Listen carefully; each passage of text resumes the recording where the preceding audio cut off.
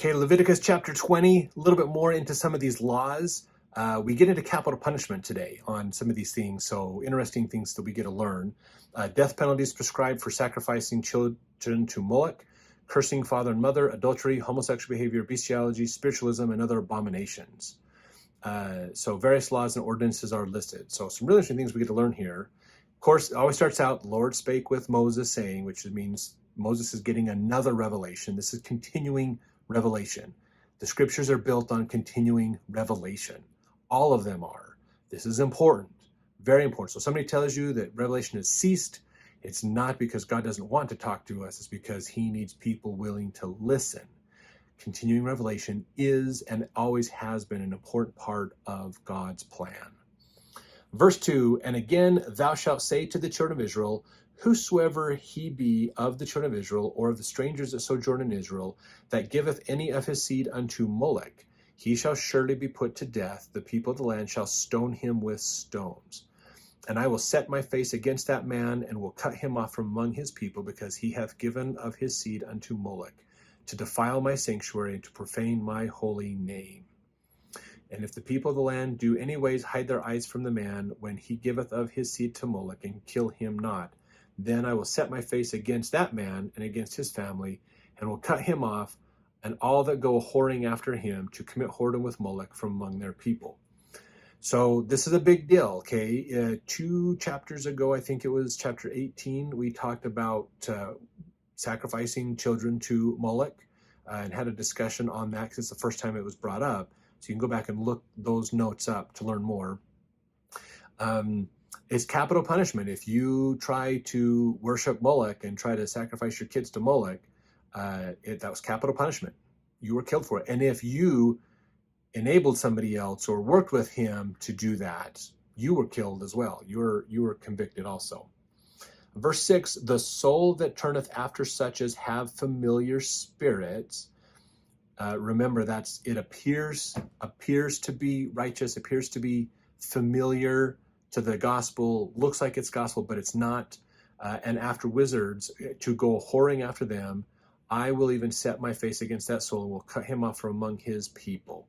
So realize it was capital punishment. If you went to follow another religion, you had that kind of doctrinal creep come in that kind of led you away from the truth, even though you felt like you were part of the truth, but you ended up like way over in left field. All that was bad. And back then it was capital punishment to follow that. You don't go after wizards or divinations or other religions and philosophies. That was capital punishment, basically. There is a big distinction between what God wants us to do and what the world wants.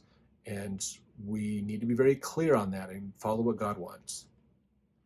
Verse 7, sanctify yourselves therefore, and be ye holy, for I am the Lord your God. And ye shall keep my statutes and do them. I am the Lord which sanctify you. So good reminder for us. Again, this is where God wants us to be. The beauty is he starts his laws here where we are and grows them, gets us up to that point, which is really good. I love that. For verse 9, for everyone that curseth his father or his mother shall be surely put to death. He that cursed his father or his mother, his blood shall be upon him. You know, as parents, that would be a nice law to bring back sometimes, honestly. If your kids treated you like dirt, if they didn't acknowledge you, you could just say, off with their head, they're gone. That would be interesting as a parent. But that's the way it was back then. You honored your parents.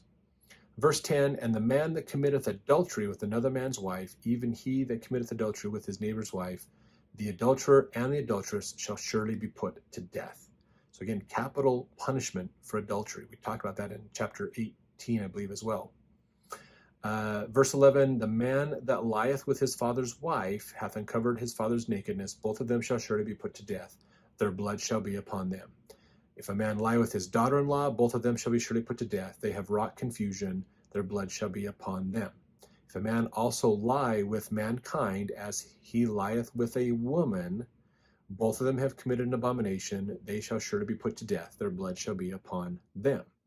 So he's talking about sexual sin, basically. You sleep with somebody other than who you're married to, you're out. Capital punishment. If you sleep with a member of the same sex, that's what that verse 13 was about. If also lie with mankind, that's basically that's what they're talking about in there. Basically, I know some people say, well, that's not technically because they looked up the Aramaic or Hebrew words, and if you want to leave those in the comments for other people to see that, that's fine. But I mean, that's really the general understanding of interpreting that phrase is what that means. Again, being attracted is not. Following through with that attraction is what gets you into trouble. And it doesn't matter if it's homosexual or heterosexual, it gets you into trouble. Punishment is the same for both. Not different, the same, equal. Okay? It's not the attraction, it's what you do with it that gets you into trouble, is what we're learning here, basically. Verse 14, if a man take a wife and her mother, it is wickedness. They shall be burnt with fire, both he and they, that there be no wickedness among you. If a man lie with a beast, he shall surely be put to death, and ye shall slay the beast. So this is, if you go back to chapter 18, we went into a lot of these as well. So now we're learning, don't just, don't do them, but this is capital punishment. And if a woman approach unto any beast and lie down thereto, thou shalt kill the woman and the beast. They shall surely be put to death. Their blood shall be upon them. If a man shall take his sister, his father's daughter, or his mother's daughter, see her nakedness, and she see his nakedness, it is a wicked thing. They shall be cut off in the sight of their people. He hath uncovered his sister's nakedness. He shall bear his iniquity, meaning had intimate relationships with those people, basically. Verse 18, if a man shall lie with a woman having her sickness, and shall uncover her nakedness, he hath discovered her fountain, and she hath uncovered the fountain of her blood. Both of them shall be cut off from among their people, meaning she's menstruating, basically. Thou shalt not uncover the nakedness of thy mother's sister, nor thy father's sister, nor he uncovereth his near kin. They shall bear their iniquity. If a man shall lie with his uncle's wife, he hath uncovered his uncle's nakedness. They shall bear their sin. They shall die childless. If a man shall take his brother's wife, it is an unclean thing. He hath uncovered his brother's nakedness. They shall be childless. Ye shall therefore keep all my statutes and all my judgments and do them, that the land which I bring you to dwell therein spew you not out. Now, this is very similar phraseology to chapter 18. Basically, remember, the land is basically reacting negatively to the people. So either killing you off or making you want to move because it's not favorable to live there anymore. Because the land doesn't want your wickedness either, basically. So go look at chapter 18 for some fun discussions we had on that. And the Enoch, the prophet, as well. Verse 23, ye shall not walk in the manners of the nation, which I cast out before you, for they committed all these things, therefore I abhorred them. So he basically saying, look, you're getting their land, but don't take their culture. They have committed lots of sin. They have lots of problems. There's lots of wickedness in their culture. Do not use their culture. Okay, stay focused on what I have taught you. That's what you need to be focusing on and doing.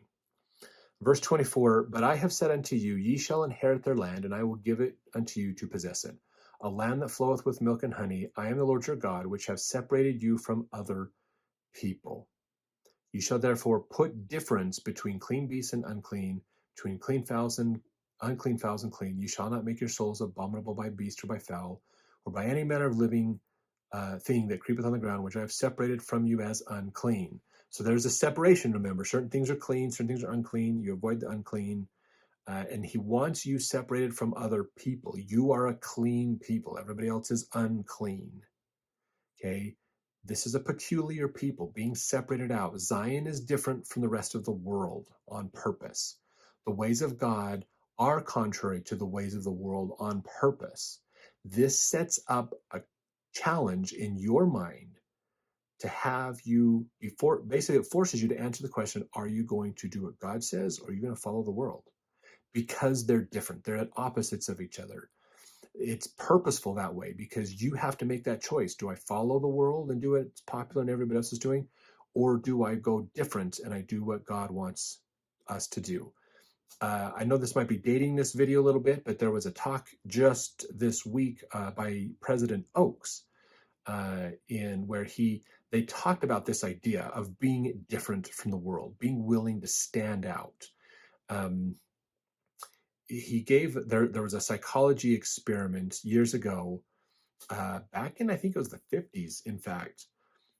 And they've kind of used this psychology experience on like candid camera and other jokey things just to kind of make fun of people. But the whole concept of the experience was people have this natural tendency to basically conform to the norms of those around them. And what they did is they would get they'd get a bunch of people to walk onto an elevator, and everybody would be facing the wall opposite the door. Okay, normally when you walk into an elevator, you walk in, then you turn around so you're facing the door, so you can leave when it's your spot. But what they did was they had several people get on the elevator that were a part of the experiment, and they walked in and stood facing away from the door. Then one person would get in who's the subject of the experiment. They would walk in and they would turn and be facing the door. In fact, I think they got in first. They would come in, face the door, and then several other people would come in after them, facing the wall. And this person would start to get conscious of, I'm the only one facing the door. Everybody else is facing the wall. Maybe I need to face the wall. And so then they would turn and face the wall. Candid Camera used this philosophy to make some silly videos of people that were following, basically just going along with the norm. But it was an interesting psychology experiment. And he brings this up in his talk this week because he's talking about how you need to have the conviction, you need to have that willingness to stand out. Be the one that does it different because you follow God and not the world. Be the one to stand out. And that's basically what they're talking about in here as well. You should be separated. You should be different from everybody else. Brigham Young said once that he worried about the day when you could not tell the difference between a member and a non-member. He had more colorful language for the time period that he used, but that's basically what it came down to. When that day comes where you can't tell the difference between a member and a non-member, you need to run for Zion. You need to run for safety and security because things are about to get crazy. So, which is our day and age. Things are getting crazy. He was right. So just realize that's what they're talking about. And there's wisdom in it because, again, you have to make that decision every day of your life. Do you keep the commandments of God or do you follow what the world wants? And that's the same distinction we're being taught today by prophets today was taught by Moses back then. Same thing. You need to stand out and be different because you are different. You are clean. You've been baptized. You've been covered with the atonement. Everybody else has not. You need to be different than the rest of the world, basically. So if you like to go against the norm, be a member of the LDS Church, an active participating member, because that is not the norm of the world. That's very unique and different. Okay, so verse 26, ye shall be holy unto me, for I the Lord am holy, and have severed you out from other people that ye should be mine. Again, separating out, being different from everybody else. You are the covenant people. That covenant that you have made is what helps separate you because you've made promises to God. And the people who haven't made the covenant are different. That's that clean and unclean or circumcised and uncircumcised is what that analogy comes down to. You are a covenant person of God, not just a child of God, but a covenant person of God. President Nelson talked about that in his talk to the youth, the young adults on Sunday, in fact, May 15th, 2022, just to give you a specific reference. Verse 27, a man also or a woman that hath familiar spirit, or that is a wizard, shall surely be put to death. They shall stone them with stones. Their blood shall be upon them. So again, if you are